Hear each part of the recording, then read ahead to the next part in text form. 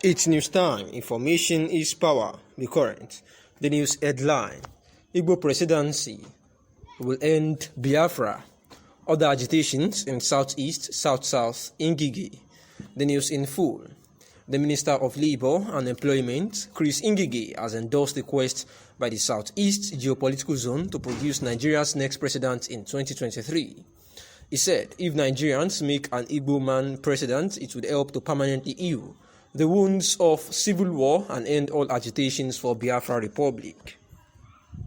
Young people in the southeast and part of the south-south who are dissatisfied with the way the country is being run, especially the alleged marginalization of Igbo, have been agitating for the restoration of the defunct Biafra. And the Southwest separatist group led by Sunday Adeyemo, popularly known as Sunday Igbo, are also agitating for the creation of Oduduwa Republic for the Yoruba people. The minister, in an interview on Channels Television monitored by Dilisan, supported the rotation of the presidency to the south. If Nigerians of all shades of opinion in all political parties agree to send down the presidency in both parties to the southeast, you would have buried the ghost of the civil war permanently. You would have buried all the separatist agitations permanently.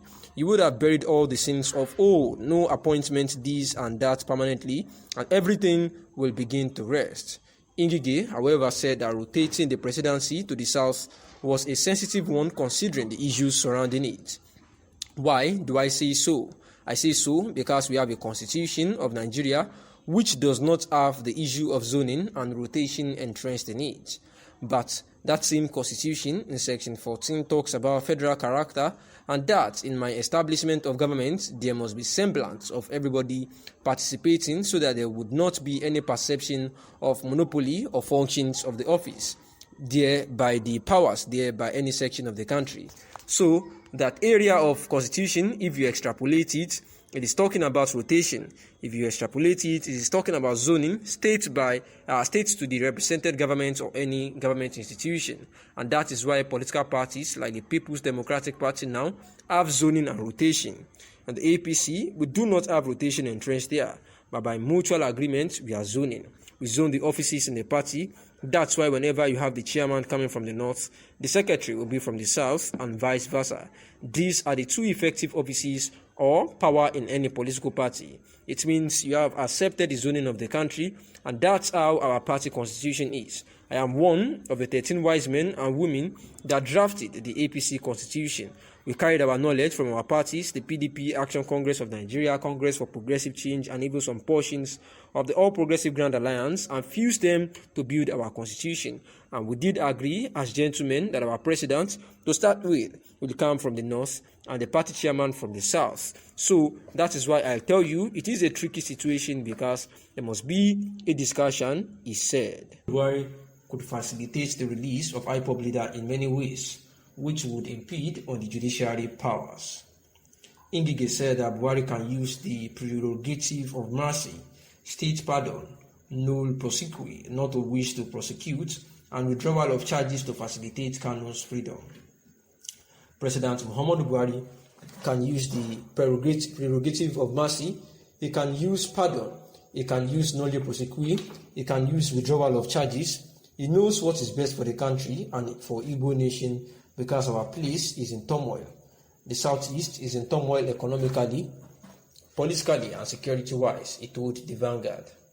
The minister opined that he has not seen the Nigerian leader publicly making a commitment to any delegation in the last 6 years, expressing hope that the IPOB leader would be freed soon. He added that the president I know has never said publicly to any delegation, I will consider your request. It is heavy, but I will consider it in the last 6 years that I was with him in government.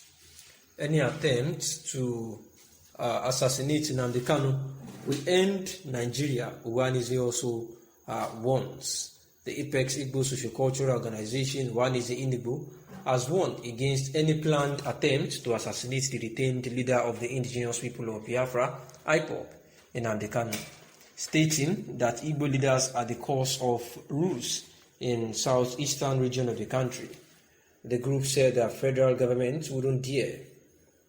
Buhari spoke when he hosted the group Under the umbrella of the highly respected Igbo great, President Muhammadu Buhari stated that he is ready to consider their demands and to foster the unconditional release of Mazi Nnamdi Kanu, who happens to be the leader of the indigenous people of Biafra.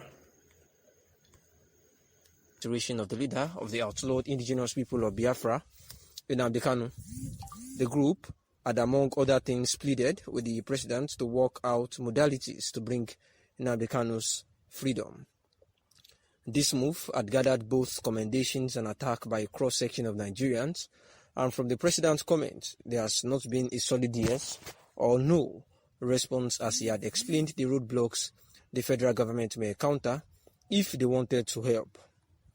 Now, this has led to a statement credited to one of the lawyers of the arrested Southwest strongman, Chief Sunday Igbo, Pelumi Olajengbesi, as he has lashed out the Southwest leaders for abandoning Chief Igbo. According to the lawyer, the region should learn from the Southeast leaders who went all out to fight for Kanu's release during their recent meeting with the president. This is a bad precedent that would have been avoided if both regions had done their homework on time. By the time the Southwest elders rise to demand the release of Igbo, some leaders from the North may also rise and demand the release of the Shiite leader, El Zakzaki, while some others will also demand the release of some Boko Haram terrorists currently incarcerated in Nigerian prisons. As regional leaders and elders, some of these arrested Nigerians with a different mindset should have been called to order and disciplined long before the Nigerian government stepped in. We are all witnesses to the amount of carnage that was perpetuated in the Southeast ever since the Eastern Security Network, an arm of the outlawed IPOB, was formed. And earlier this year, Sunday Igbo was arrested, and the Oni of Ife, Oba Adeyeyi Ogunwusi, had warned him not to overdo his agitations as it was getting out of hand. The Oni had further warned Igbo not to allow his agitation to be hijacked by politicians. The Oni had also revealed that the president had advised Igbo to be calm about his struggles and also be patient, but Igbo had ignored the advice, hence his arrest. While it is normal to allow the law to take its course, it is better to prevent these issues from ever happening, as it always pays to be law-abiding. It is on record that before the arrest, the Oni and some Southwest monarch had spoken with Igbo, of which he ignored. Nnamdi Kanu was equally advised by a cross-section of some Southeast leaders, which he ignored too. But the leaders of the various regions initiate moves to visit the president to plead for the release of some offenders. It is important that we note how the issue started and also rightly blame the offenders who have in one way or another caused hardship for a cross-sections of Nigerians. With a view to hampering democratic process in Nigeria, not done, the committee ascribed the killing of 175 security personnel, traditional rulers, and most recently, Dr. Chike Akunyili and others to Kanu and his group. Thanks for listening.